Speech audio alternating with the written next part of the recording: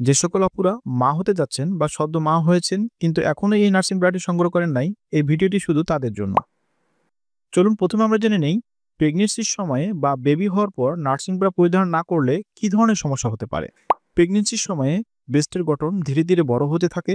এ সময়ে সাধারণ মানের ব্রা পরিধান করলে মায়েদের অস্বস্তি ফিল হয়।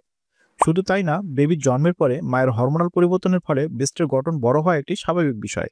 এ সময় মায়ের মুভমেন্টের সময় ব্রেস্ট প্রপারলি সাপোর্ট না পাওয়ার ফলে মায়েদের বুকে ব্যথা ও ঘাড়ে ব্যথা অনুভব হতে পারে।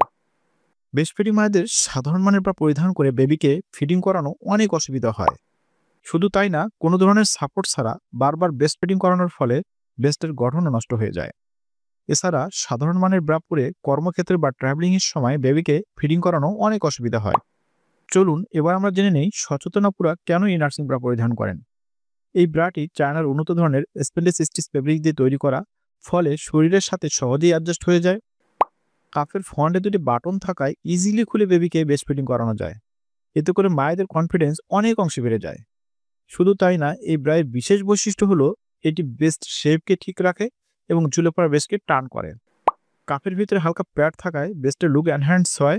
এই ব্রাতে এক্সট্রা হুক থাকার ফলে সাইজ সহজে অ্যাডজাস্ট করা যায় এবং শোল্ডার অ্যাডজাস্টেবল হওয়ায় ইচ্ছেমতো সাইজ ছোট বড় করা যায়। এই ব্রাটি সফট ও কমফোর্টেবল হওয়ায় যে কোনো সিজনেই পরা যায়। অফিস বা ট্রাভেলিংয়ে লং টাইম পরিধান করা যায়, যার ফলে সচেতন আপুদের পছন্দের শীর্ষে রয়েছে এই নার্সিং ব্রাটি। এখন আর ব্রা কালেকশনের জন্য জনসমক্ষে মার্কেটে গিয়ে আপনাকে লজ্জা পড়তে হবে না। ইনার হাউস বিডি দিচ্ছে সারা দেশে সম্পূর্ণ ক্যাশ অন ডেলিভারিতে হোম ডেলিভারি। তাহলে আর দেরি কেন? অর্ডার করতে আমাদের পেজে ইনবক্স করুন অথবা ওয়েবসাইট থেকে অর্ডার করতে ভিজিট করুন www.innerhousebd.com। এছাড়া প্রবাসী ভাইয়েরাও আপনাদের প্রিয়জনের জন্য এই ব্রাটি অর্ডার করতে স্ক্রিনে দেওয়া নম্বরে হোয়াটসঅ্যাপ করুন। ধন্যবাদ। আল্লাহ হাফেজ।